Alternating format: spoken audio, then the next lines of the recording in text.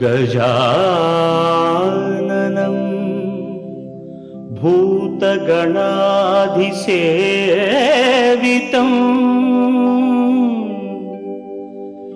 कपित्थजम्बू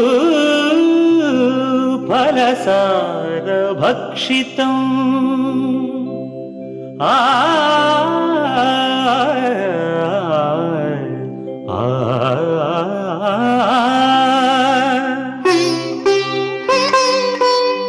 उमासुतं शोकविनाशकारणं नमामि विघ्नेश्वर पादपङ्कजम्।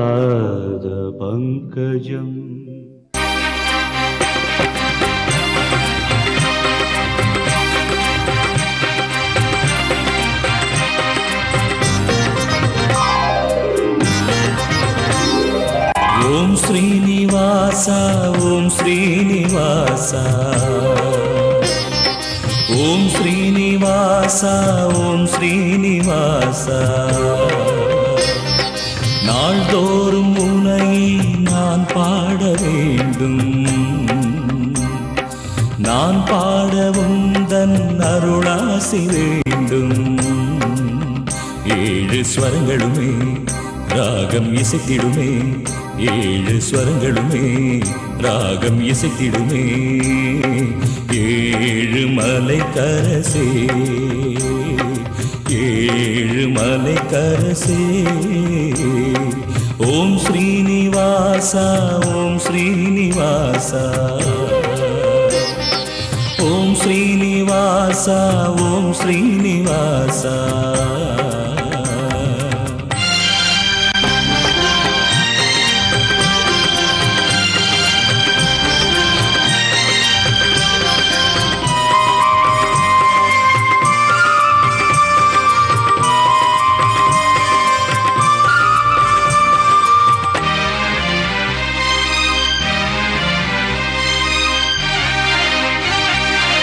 திருவேங்கடம் வருவேனே, உந்தன் திருப்பாதமே பணிவேனே.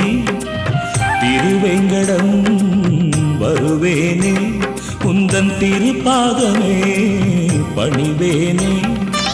மலர்மே விடும் அலர்மேல் மங்கை மணவாளனே ஜெகநாதனே.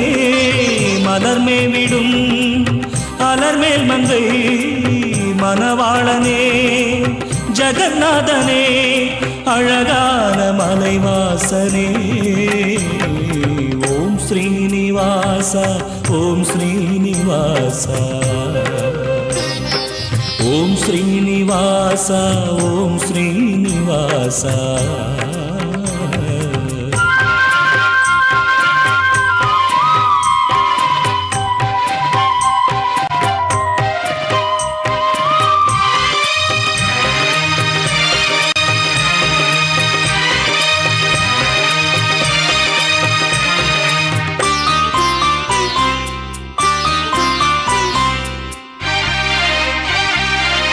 உனக்காகவே இசைத்தேனே, என்றும் உன் பேரையே நினைத்தேனே. உனக்காகவே இசைத்தேனே, என்றும் உன் பேரையே நினைத்தேனே. கருணாலயம் அருளாலயம் கமலாலயம் உனதாலயம்.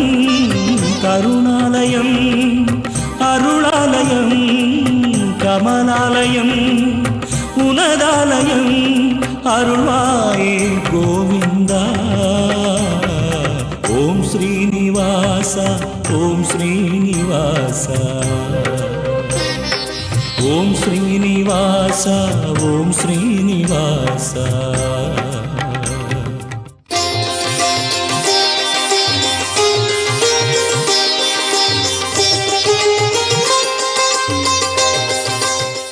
வணக்கம். திங்கட்கிழமை ஜூலை மாதம் 2ஆம் தேதி, நந்தன வருஷம் ஆணி மாதம் 18ஆம் தேதி. இன்றைய நட்சத்திரம் மாலை 6:18 வரை கேட்டை, அதன் பிறகு மூலம். திதி வளர்பிறை சதுர்தசி.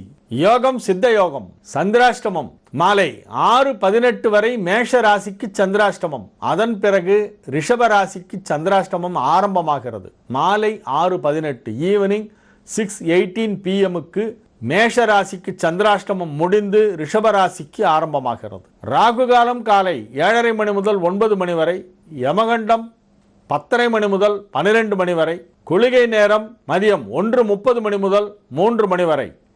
நல்ல நேரம் என்னும் சுபஹோரைகள் நண்பகல் 12 மணி முதல் 2 மணி வரை, மதியம் 3 மணி முதல் 4 மணி வரை, மாலை 6 மணி முதல் 9 மணி வரை. இன்றைய கிரக நிலவரம்: ரிஷபத்தில் குரு சுக்கிரன் கேது, மிதுனத்தில் சூரியன், கடகத்தில் புதன், கன்னியில் செவ்வாய் சனி, விருச்சிகத்தில் சந்திரன் ராகு. மாலை 6:18 சந்திரன் விருச்சிக ராசியிலிருந்து தனுசு ராசிக்கு நகர்கின்றது.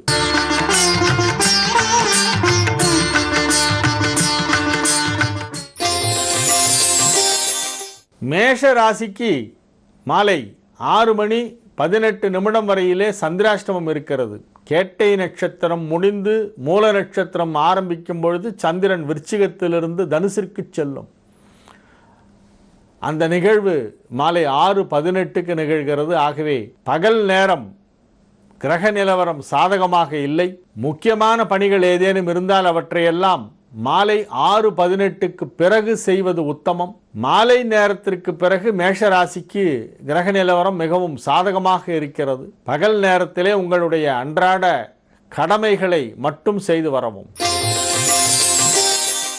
ரிஷப ராசிக்கு இந்நாளின் முற்பகுதி நன்றாக இருக்கிறது. அதாவது மாலை 6:18 வரையிலே ரிஷபராசிக்கு மிகவும் சாதகமான ஒரு கிரக நிலவரம் இருக்கிறது. நன்மைகள் அதிக அளவிலே நடைபெறும் என கூறலாம். ராசி அதிபதி சுக்கிரன் குருவோடு இணைந்து ராசியிலே வலுவாக அமர்ந்திருப்பதும் 5ஆம் இடத்திலே உள்ள சனி செவ்வாயை குரு பார்ப்பதும் அதிக அளவிலே நன்மைகள் ஏற்படுத்தக்கூடிய ஒரு அற்புதமான ஒரு கிரக நிலவரம்.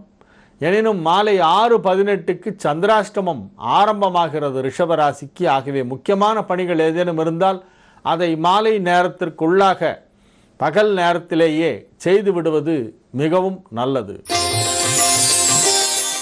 மிதுன ராசிக்கு இது ஒரு மிகச் சிறந்த நன்மைகள் நடைபெறும் நல்ல நாள்.